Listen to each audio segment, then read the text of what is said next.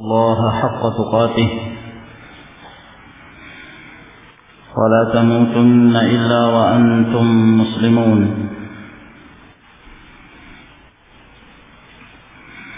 يا أيها الناس اتقوا ربكم الذي خلقكم من نفس واحدة وخلق منها زوجها وبث منهما رجالا كثيرا ونساء واتقوا الله الذي تساءلون به والأرحام إن الله كان عليكم رقيبا.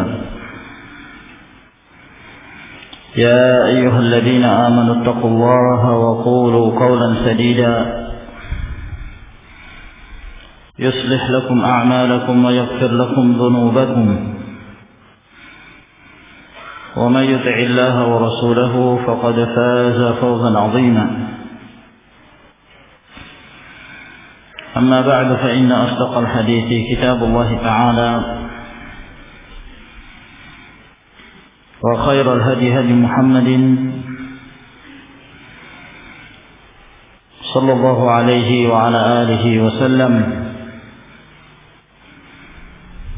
وشر الأمور محدثاتها فإن كل محدثة بدعة وكل بدعة ضلالة وكل ضلالة في النار.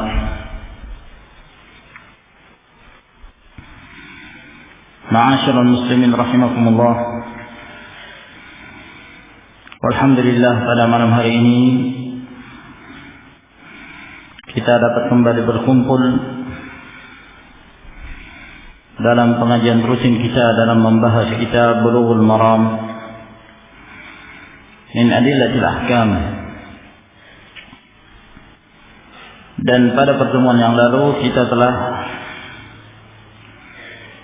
menjelaskan hal-hal yang berkenaan tentang doa al-iftitah,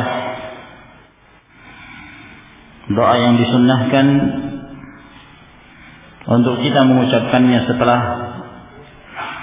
melakukan takbiratul ihram pada salat-salat yang kita kerjakan. Dan telah kita jelaskan bahwa di sana banyak wirid-wirid yang sahih yang datang dari Rasulullah sallallahu alaihi wasallam yang menjelaskan tentang doa-doa al-iftitah.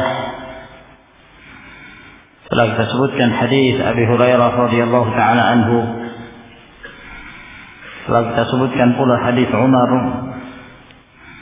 radhiyallahu taala anhu dan hadis Ali bin Abi Thalib radhiyallahu taala anhu tentang doa yang diucapkan oleh Rasulullah sallallahu alaihi wasallam yang secara keseluruhan kita boleh mengamalkannya.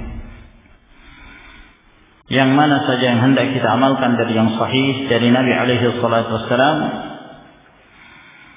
maka yang demikian kita telah melaksanakan sunnah. Namun yang afdal sebagaimana yang dijelaskan oleh para ulama bahwa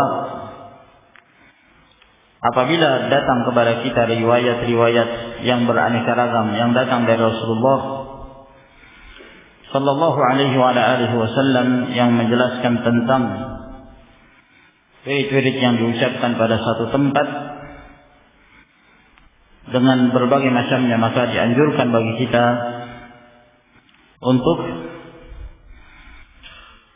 mengganti di satu salat dengan salat yang lain. Terkadang kita membaca doa iftitah yang diajarkan oleh Nabi sallallahu alaihi wasallam seperti yang disebutkan dalam hadis Abi Hurairah. Kadang kita membaca doa yang lain. Dan begitulah kita menyikapi setiap riwayat-riwayat yang datang dari Rasulullah sallallahu alaihi wasallam dengan berbagai macamnya yang diucapkan pada satu keadaan. Apabila kita telah melaksanakan satu saja dari setiap riwayat-riwayat tersebut, maka kita telah melaksanakan sunnah yang diajarkan oleh Rasulullah alaihi salatu wassalam. Kita melanjutkan ke hadis yang berikutnya.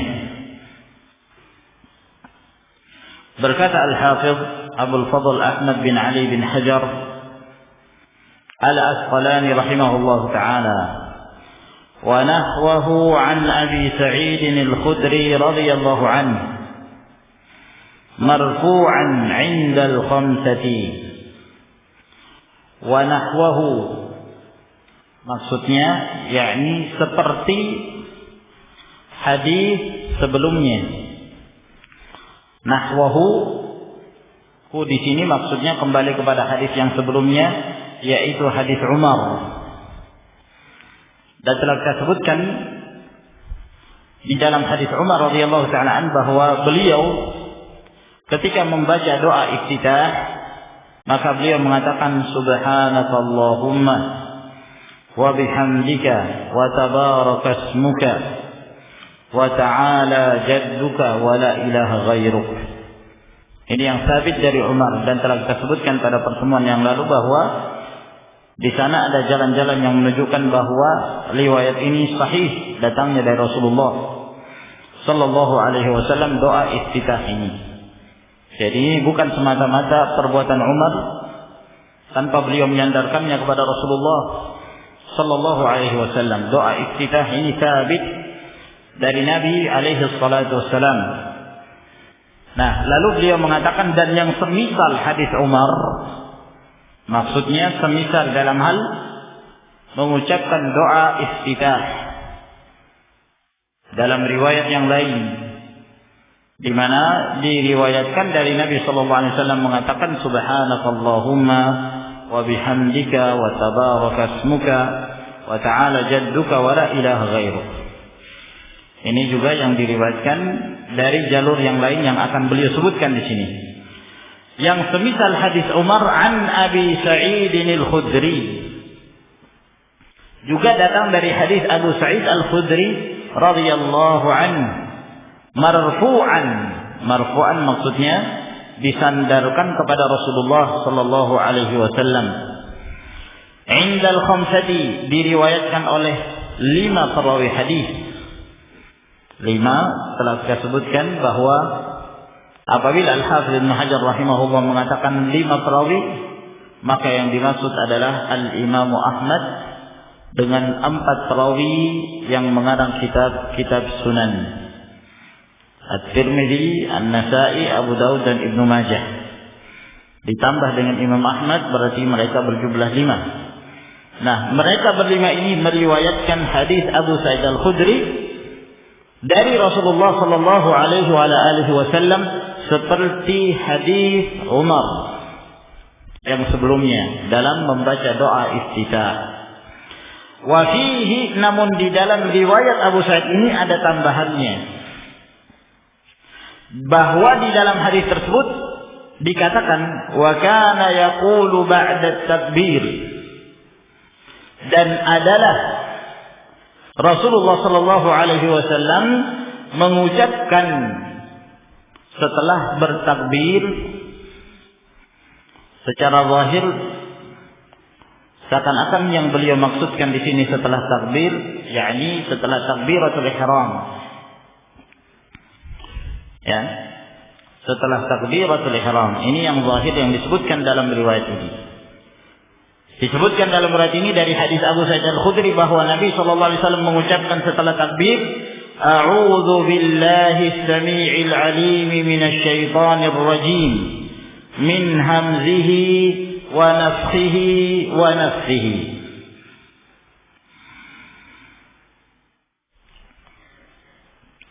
Hadis ini menjelaskan kepada kita bahwa seakan-akan Rasulullah sallallahu alaihi wasallam mengucapkan ta'awudz setelah takbiratul ihram. Ini yang zahir. Karena di sini disebutkan adalah Rasulullah mengucapkan setelah takbir. Namun apa yang disebutkan di sini tidak demikian. Sebab telah disebutkan di dalam riwayatnya hadis Abi Sa'id Al-Khudri ini bahwa yang dimaksud takbir di sini yakni setelah Rasulullah sallallahu alaihi wasallam membaca doa iftitah seperti yang disebutkan dalam hadis Umar bin Khattab radhiyallahu ta'ala, maka Rasulullah sallallahu alaihi wasallam mengucapkan takbir, maksudnya beliau bertakbir 3 kali. Beliau mengatakan Allahu akbar kabira, Allahu akbar kabira, Allahu akbar kabira. Jadi yang beliau maksudkan di sini wa kana yaqulu ba'da takbir, dan adalah Rasulullah sallallahu alaihi wasallam mengucapkan setelah takbir, maksudnya takbir di sini adalah bertakbir 3 kali, bukan takbiratul ihram, yaitu mengucapkan Allahu akbar kabira, Allahu akbar kabira, Allahu akbar kabira. Berarti susunan pada saat kita hendak mengerjakan salat dan membaca doa iftitah ini, kita boleh membaca doa iftitah setelah bertakbir, subhanakallahumma bihamdika wa tabaraka ismuka wa ta'ala jadduka wa la ilaha ghairuk, Allahu akbar kabira, Allahu akbar kabira, Allahu akbar kabira. 3 kali beliau menyebutkan itu. Lalu setelah itu beliau pun membaca ta'awudz. A'udzu billahi as-sami'il 'alim minasy syaithanir rajim min hamzihi wa nafthihi wa nafthihi. Inilah yang disebutkan dalam sebagian riwayat. Dalam riwayat Abu Dawud, At-Tirmidzi, demikian pula dalam riwayat Ad-Darimi, Al-Imam Ahmad, Al-Baihaqi, Ad-Daruqutni dan yang lainnya meriwayatkan hadis Abu Sa'id Al-Khudri dengan ada tambahan, yaitu mengucapkan takbir Allahu akbar kabira 3 kali. Allahu akbar kabira, Allahu akbar kabira, Allahu akbar kabira. Dan riwayat ini dihasankan oleh Syekh Al-Albani rahimahullahu taala di dalam kitab beliau Aslu Sifati As-Salat, Aslu Sifati Salatin Nabi sallallahu alaihi wa alihi wasallam. Kemudian setelah kita menjelaskan tentang masalah doa-doa iftitah yang diajarkan oleh Nabi sallallahu alaihi wasallam kepada umatnya, maka di sini ada tambahan bahwa setelah mengucapkan doa iftitah kita dianjurkan berta'awudz. Kita dianjurkan untuk berta'awudz. A'udzu billahi minasy syaithanir rajim min hamzihi wa nafthihi wa nafthihi. Dalam riwayat Abu Sa'id Al-Khudri ini disebutkan dengan lafaz a'udzu billahi as-sami'il 'alim minasy syaithanir rajim min hamzihi wa nafthihi wa nafthihi. Dan dalam masalah berta'awudz di dalam salat ini termasuk di antara sunnah Rasulullah sallallahu alaihi wa ala alihi wasallam. Maksudnya kita menyebutkan termasuk di antara sunnah, termasuk di antara perkara-perkara yang telah datang, yang telah sahih dari Nabi alaihi salatu wassalam.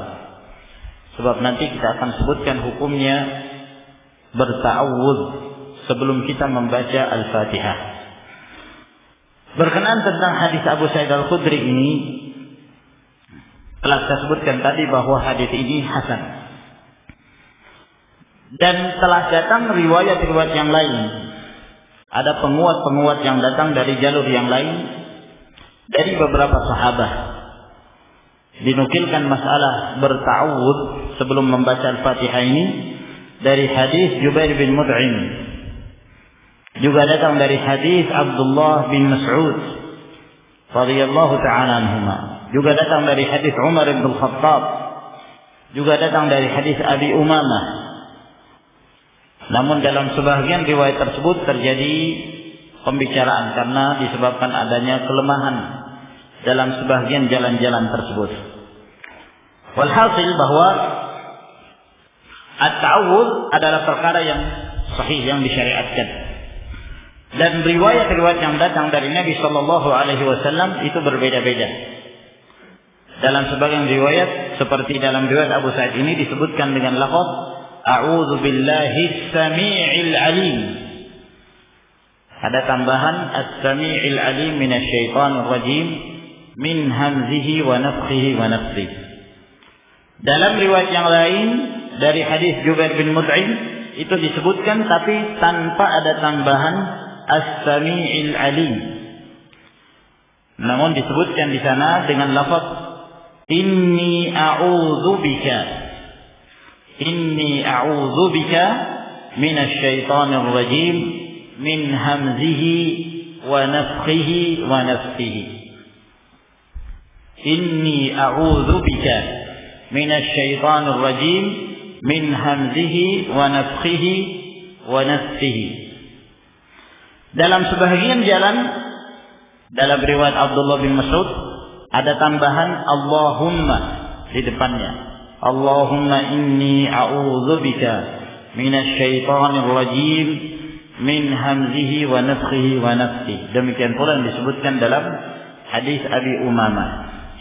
Jadi dari sini kita mengetahui bahwa di sana ada beberapa lafaz yang diriwayatkan dan dinukilkan dari Rasulullah sallallahu alaihi wasallam.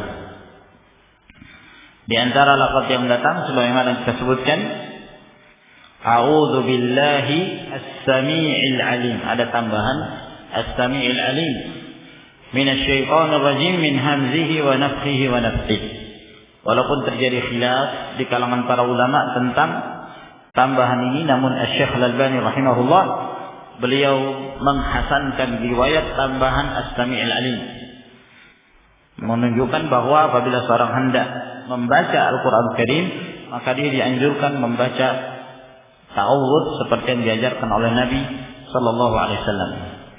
Apakah dia mengatakan a'udzu billahi as-sami'il alim minasy syaithanir rajim min hamzihi wa nafthihi wa nafthihi, atau kita mengatakan a'udzu billahi minasy syaithanir rajim min hamzihi wa nafthihi wa nafthihi tanpa ada lafaz as-sami'il alim, atau seperti yang disebutkan dalam riwayat Jubair, inni a'udzu bika minasy syaithanir rajim min hamzihi wa nafthihi wa nafthihi, atau dengan tambahan Allahumma inni a'udzu bika minasy syaithanir rajim min hamzihi wa nafthihi wa nafthihi. Nah, maka inilah lafaz ta'awudz yang diriwayatkan dari Nabi sallallahu alaihi wa ala alihi wasallam, menunjukkan bahwa Rasulullah alaihi salatu wasallam apabila beliau membaca ta'awudz, beliau tidak mencukupkan dengan mengucapkan a'udzu billahi minasy syaithanir rajim. Selalu ada tambahan bagian akhir min hamzihi wa nafthihi wa nafthihi. Mungkin ada sebagian yang mengatakan, tapi kan di dalam firman Allah Subhanahu wa taala tidak ada tambahan. Allah hanya mengatakan fa idza qara'tal Qur'an fasta'idz billah minasy syaithanir rajim. Apabila engkau membaca Al-Quran maka cukup engkau berlindung diri kepada Allah dari syaitan rajim. Tidak ada tambahan min hamzihi wa nafthihi wa nafthihi. Nah, tapi ini kan firman Allah Subhanahu wa taala yang menjelaskan secara global. Di dalam Al-Quran banyak perkara-perkara yang global yang dirinci dalam hadis-hadis Nabi sallallahu alaihi wasallam. Sama seperti perintah salat, wa aqimus shalah. Dirikanlah salat. Dirikanlah salat. Bagaimana cara mendirikan salat? Tidak disebutkan dalam Al-Quran. Yang merinci adalah Rasulullah sallallahu alaihi wasallam. Wa atuz zakat, tunaikan zakat. Bagaimana cara menunaikan zakat? Yang merinci adalah Rasulullah sallallahu alaihi wasallam. Demikian pula ayat ini. Ayat ini sifatnya global, mujmal. Maka yang merinci adalah Rasulullah SAW. Bagaimana cara kita berta'awudz? Bahkan Asy-Syaikh Al-Albani rahimahullah ta'ala beliau mengatakan, saya tidak mendapati ada satu hadis yang sahih yang datang dari Nabi SAW. Beliau pada saat berta'awudz, beliau hanya mengatakan a'udzu billahi minasyaitonir rajim. Kata beliau, saya tidak mendapati ada satu hadis yang sahih. Selalu ada tambahan min hamzihi wa nafthihi wa nafthihi. Selalu ada tambahan. Dan sebagaimana yang kita lihat juga bahwa di dalam hadis-hadis yang kita bacakan selalu ada tambahan pada akhirnya. min hamzihi wa nafthihi wa nafthihi. Walhasil dari sini ma'asyiral ikhwah rahimakumullah, menunjukkan disyariatkannya kita berta'awudz sebelum membaca Al-Fatihah dan setelah membaca doa iftitah di dalam salat. Lalu apa hukumnya seorang berta'awudz sebelum membaca Al-Fatihah? Terjadi khilaf di kalangan para ulama. Jumhur dari kalangan para ulama, mereka berpendapat bahwa berta'awudz hukumnya sunnah. Berta'awudz hukumnya adalah sunnah. Ya. Berpegang kepada apa yang diamalkan oleh Nabi sallallahu alaihi wasallam.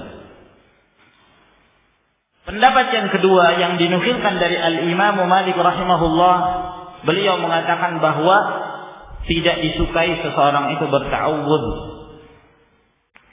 di dalam salat setelah takbir. Karena memang Imam Malik berpendapat bahwa setelah takbiratul ihram maka langsung membaca Al-Fatihah.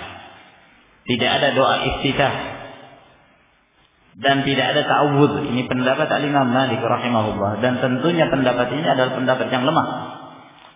Ya, beliau berdalil dengan hadis yang umum seperti hadis Anas bin Malik bahwa Rasulullah sallallahu alaihi wasallam, Abu Bakar As-Siddiq, Umar bin Al-Khattab kanu yaftatihuna as-salah bilhamdillahi rabbil alamin. Mereka membuka salat mereka dengan mengucapkan alhamdulillahi rabbil alamin. Kata Imam Malik, hadis ini mengatakan bahwa mereka membuka salat dengan alhamdulillahi rabbil alamin, tidak ada doa iftitah, tidak ada ta'awudz.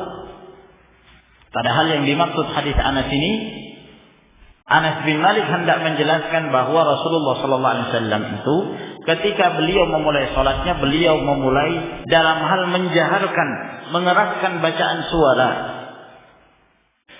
Ketika salat, maka beliau memulai dengan alhamdulillahi rabbil alamin. Beliau tidak mengeraskan basmalah. Itu nanti ada pembahasan tersendiri dalam masalah ini. Jadi pendapat Imam Malik ini adalah jelas pendapat yang lemah. Ya. Sebab kalau kita berpegang dengannya, melazimkan kita akan membuang sekian banyak hadis yang datang dari Rasulullah sallallahu alaihi wasallam tentang doa iftitah. Demikian pula dalam masalah at-ta'awudz. Walhasil bahwa at-ta'awudz adalah perkara yang disyariatkan. Sebahagian dari kalangan para ulama berpendapat bahwa berta'awudz sebelum membaca Al-Fatihah hukumnya wajib. Hukumnya wajib. Dosa kalau dia meninggalkannya. Dan ini pendapat yang dinukilkan dari Atha, juga dari Sufyan Ats-Tsauri. Dan ini merupakan pendapatnya Ibnu Hazm rahimahullah dan Dawud Az-Zahiri, dan salah satu riwayat dari Al-Imam Ahmad rahimahumullahu ta'ala. Nah, mereka berpendapat wajib.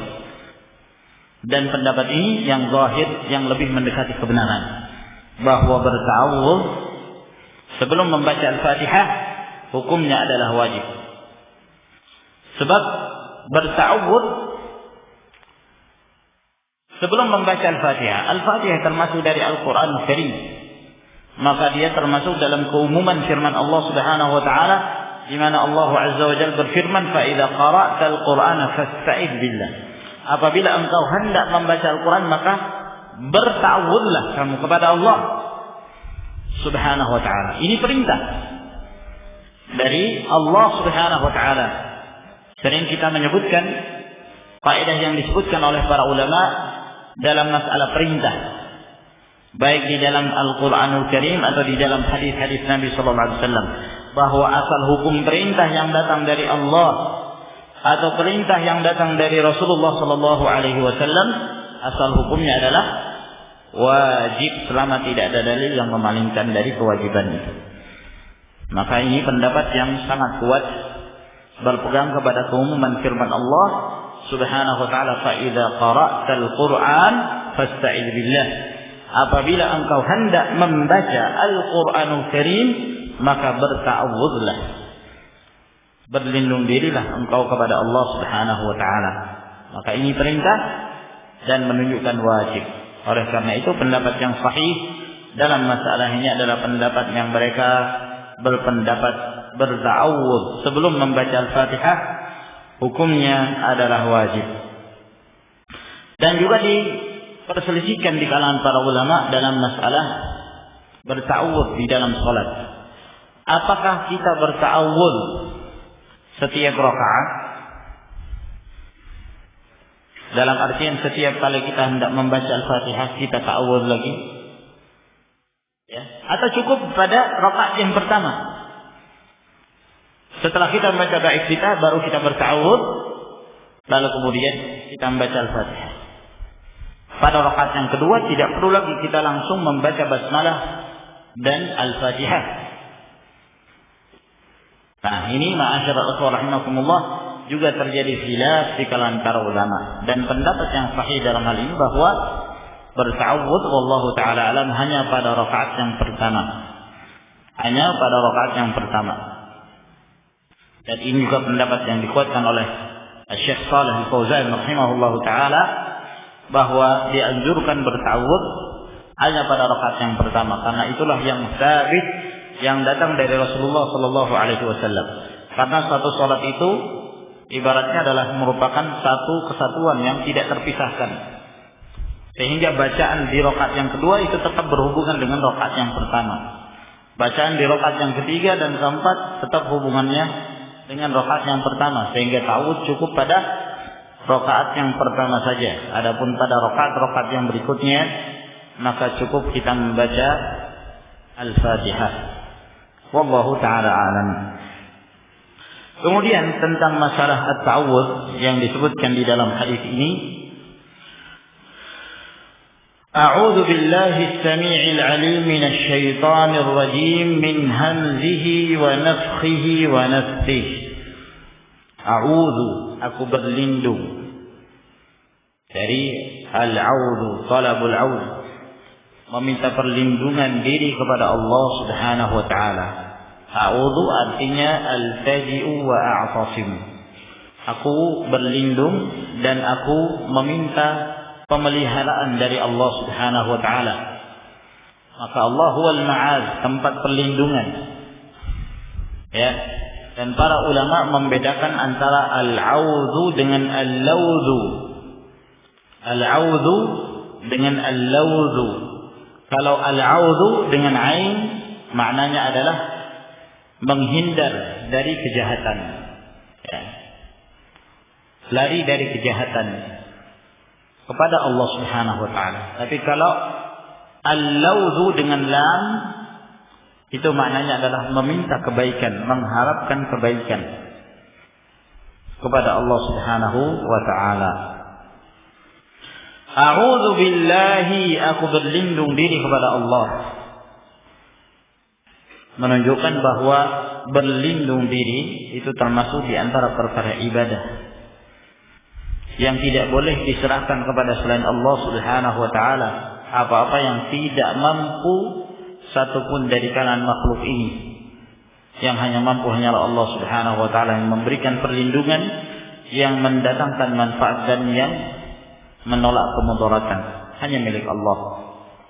Oleh karena itu apa yang dilakukan oleh sebagian manusia, berlindung diri kepada orang-orang mati, berlindung diri kepada orang-orang yang sudah tidak ada, berlindung diri kepada Khadir, berlindung diri kepada Abdul Qadir Jailan dan yang lainnya, maka ini termasuk perbuatan kesyirikan.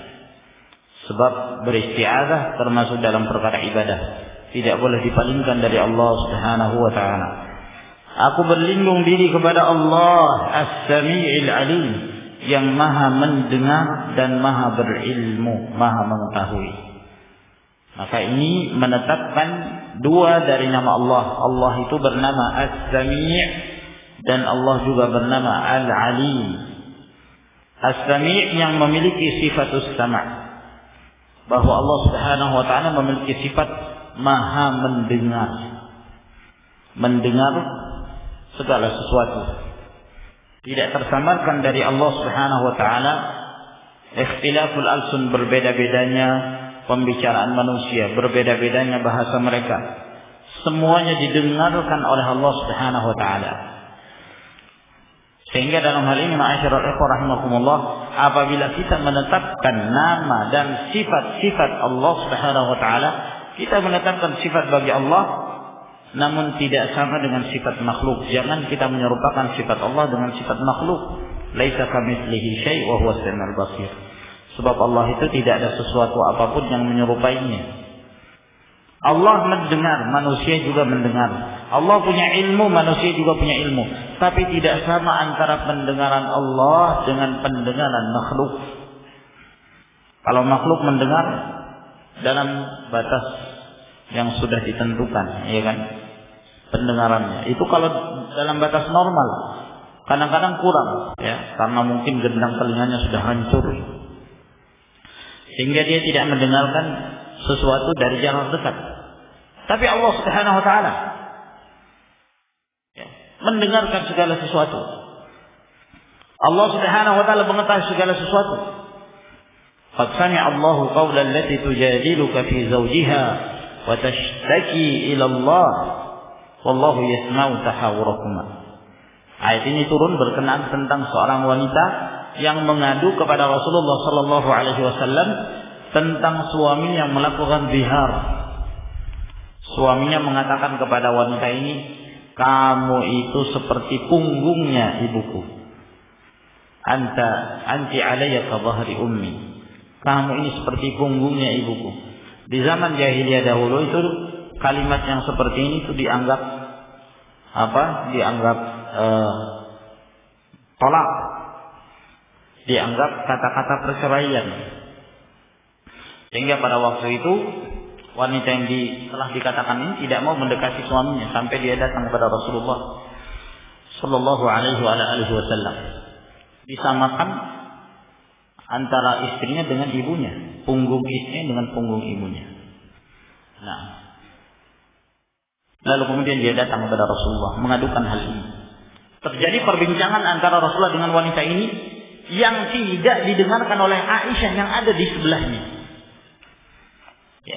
Rasulullah ada di sebelah tempat mereka berbincang.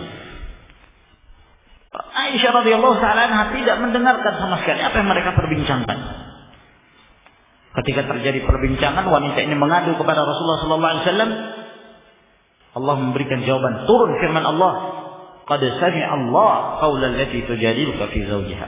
Sungguh Allah telah mendengarkan perkataan seorang wanita yang mengadu kepadamu tentang suaminya. Wa tashtaki ila Allah, yang mengadu kepada Allah. Wallahu sami'un 'alim. Kata Aisyah radhiyallahu taala anha, "Subhanallah alladzi wasi'a sam'uhu al-aswat." Maha suci Allah yang maha luas pendengarannya. Saya yang ada di dekat sini tidak mendengarkan percakapan mereka berdua, sementara Allah Subhanahu wa taala dari atas langit yang ketujuh, Allah Subhanahu wa taala mendengarkan percakapan mereka berdua. Nah, ini ma'asyiral ikhwah rahimakumullah menunjukkan bahwa Allah tidak tersabarkan atas Allah segala sesuatu. Kita berbisik-bisik, ya.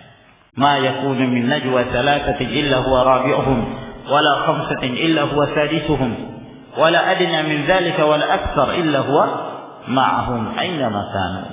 Tidaklah terjadi perbincangan berbisik-bisik 3 orang melainkan Allah yang keempat, 5 orang melainkan Allah yang keenam. Sedikit atau banyak jumlah mereka melainkan Allah selalu bersama mereka. Allah Subhanahu wa taala mengetahui apa yang mereka perbincangkan, apa yang mereka ucapkan. As-Sami'il Alim minasyaitan. Aku berlindung diri kepada Allah yang Maha mendengar dan Maha mengetahui dari asy-syaitan. Dari syaitan. Syaitan adalah merupakan sebuah ungkapan atau gelar kepada mereka-mereka yang melampaui batas, yang menyimpang dari ayat Allah Subhanahu wa taala, dari kalangan jin dan manusia.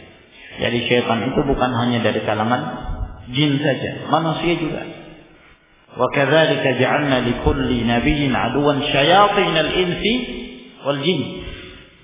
Demikianlah kami telah menjadikan setiap nabi itu ada musuh syaitan dari kalangan manusia dan jin. Jadi syaitan ada dari kalangan jin, juga ada dari kalangan manusia.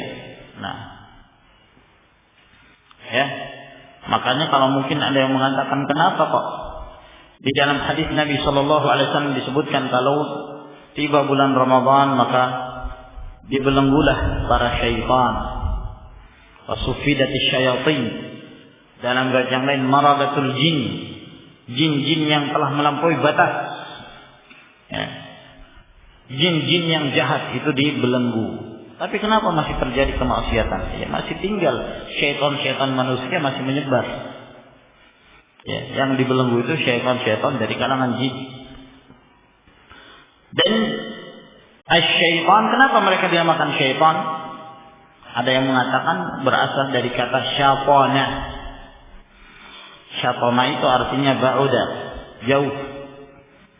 Maka dinamakan seorang itu syaitan disebabkan karena jauhnya dia dari kebenaran. Semakin jauhnya dia dari rahmat Allah Subhanahu wa ta'ala, dari hidayah Allah, maka dia dinamakan syaitan. Nah, syatana, ya, li syutunihi, li taba'udihi, disebabkan karena syutunnya dia. Syutun itu artinya semakin jauh dia dari hidayah. Ada juga yang mengatakan bukan dari kata syatana, tapi dari kata syata. Syata, ya, yang artinya halaka, binasa. Maka seorang itu dinamakan syaitan disebabkan karena dia adalah orang yang akan dibinasakan oleh Allah Subhanahu wa ta'ala. Minasyaitanir rajim, dari syaitan ar-rajim. Ar-rajim yang dirajam, yang dijauhkan, yang diusir dari rahmat Allah. Ada juga yang mengatakan ar-rajim yakni yang dilempar dengan bintang-bintang yang Allah Subhanahu wa ta'ala tugaskan mereka untuk menyerang para syaitan-syaitan yang mencuri berita dari langit. Dari syaitan ar-rajim, min hamzihi, dari hamzihi, dari hamznya. Yang dimaksud hamz adalah sara', junun. Syaitan yang menjadikan manusia itu gila.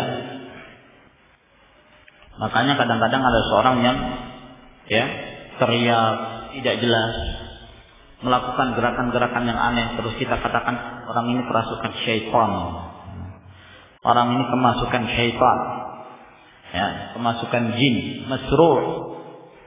Dan memang itu terjadi, ya, terjadi. Syaitan bisa masuk ke dalam diri manusia lalu kemudian merusak. Nah, maka kita berlindung diri kepada Allah Subhanahu wa ta'ala min hamzihi. Jangan sampai kemudian dia menjadikan kita itu masrur, dirasuki, dimasuki, diganggu oleh syaitan. Nah, wa nafkhihi, dan dari nafkh, dari tiupannya. Nafkh yang dimaksud tiupan di sini adalah al-kibr, kesombongan. Sebab syaitan itu apabila berhasil menggoda manusia, maka dijadikan manusia ini bangga terhadap dirinya. Ya. Dia merasa bahwa dirinya lah yang benar. Dia merasa bahwa dirinya yang besar, yang lain itu dianggap remeh, dianggap rendah. Oleh karena itu kalau ada seorang manusia punya sifat kesombongan, dia meremehkan yang lain, dia menolak kebenaran yang datang dari orang lain, itu menunjukkan bahwa dia terkena tiupan dari syaitan. Wa nafsihi, dan dari nafs. Apa yang dimaksud an-nafs? Ya, tiupan juga. Namun yang dimaksud di sini sebagian para ulama menafsirkan asy-syi'r. Yang dimaksud di sini adalah syair-syairnya syaitan. Yang dimaksud adalah serangan-serangan syaitan. Nah, syair-syair yang menyesatkan, syair-syair yang menjauhkan manusia dari jalan Allah Subhanahu wa ta'ala. Oleh karena itu kebanyakan para penyair, kebanyakannya mereka itu tersesat. Wa syu'ara'u yattabi'uhumul ghawun. Para penyair-penyair itu, ya, Orang-orang yang menyimpang yang mengikuti mereka. Orang-orang yang menyimpang yang mengikuti mereka. Walaupun tidak secara mutlak. Sebab di antara para sahabat ada yang menjadi penyair. Dan Rasulullah SAW mengatakan dalam riwayat Imam Bukhari, "Inna minasy-syi'ri hikmah." Di antara syair itu ada hikmahnya. Ya, tapi kalau dia membuat syair untuk menyesatkan kaum muslimin dari jalan Allah Subhanahu wa taala, maka ini adalah menyesatkan. Sebagian ada yang menafsirkan bahwa yang dimaksud di sini adalah sihir. Nafsihi, yakni sihirnya. Karena syaitan juga bisa menyihir. Seperti firman Allah Subhanahu wa taala, "Min syarrin naffatsati fil 'uqad." An-naffatsati, wanita-wanita yang meniup umbul-umbul sihirnya. Walhasil bahwa hadis ini menunjukkan kita dianjurkan untuk berta'awudz diri, berlindung diri kepada Allah Subhanahu wa taala dari berbagai macam godaannya, dari tipuannya, dari waswasnya, dari godaannya yang berusaha untuk menjauhkan manusia dari jalan Allah Subhanahu wa taala. Wallahu taala a'lam bissawab. Saya kira sampai di sini ya kawan yang kita sebutkan dari pembahasan kita. Insyaallah kita lanjutkan di pertemuan yang berikutnya. Wallahu taala a'lam.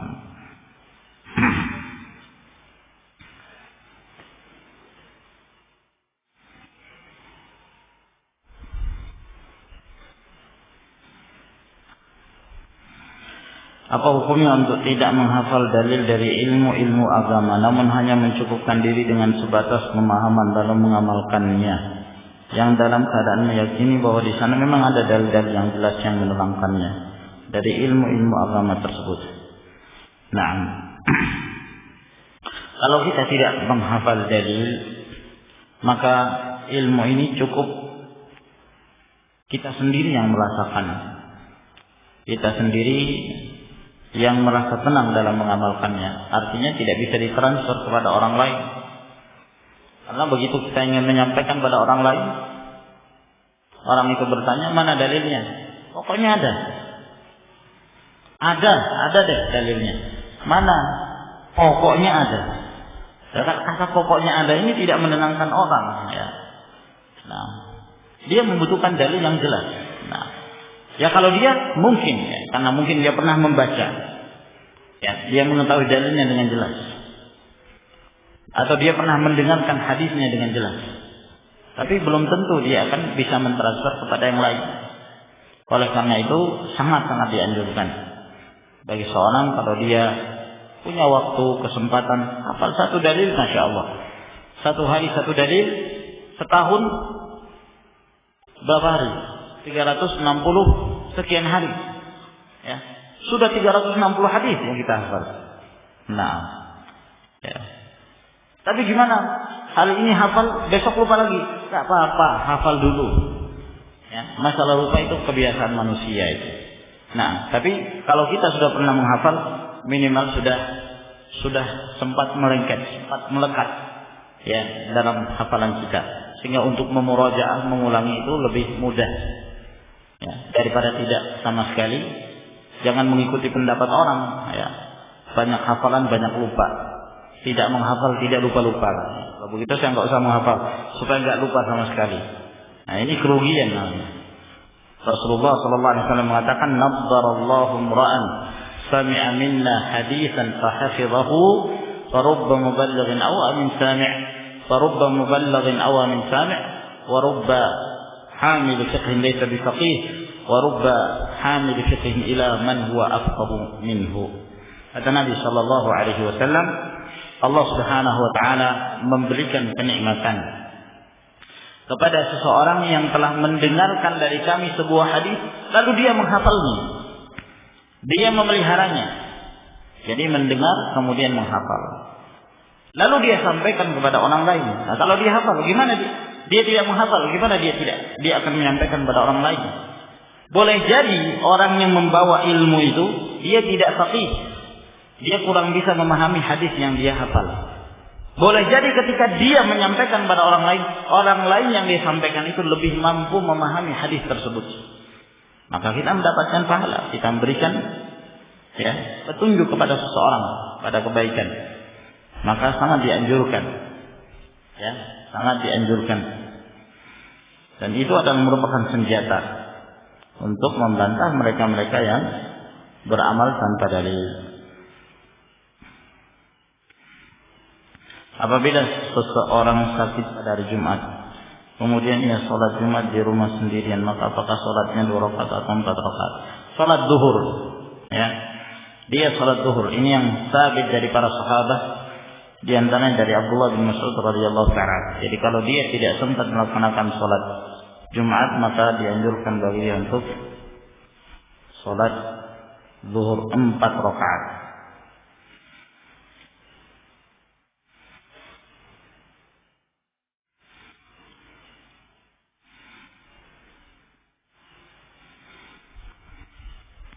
Wallahu a'lam. Saya kira sampai di sini ya kawan. Insyaallah kita lanjutkan di pertemuan yang berikutnya. Wa akhiru da'wana alhamdulillahirabbil alamin. Wassalamualaikum warahmatullahi wabarakatuh.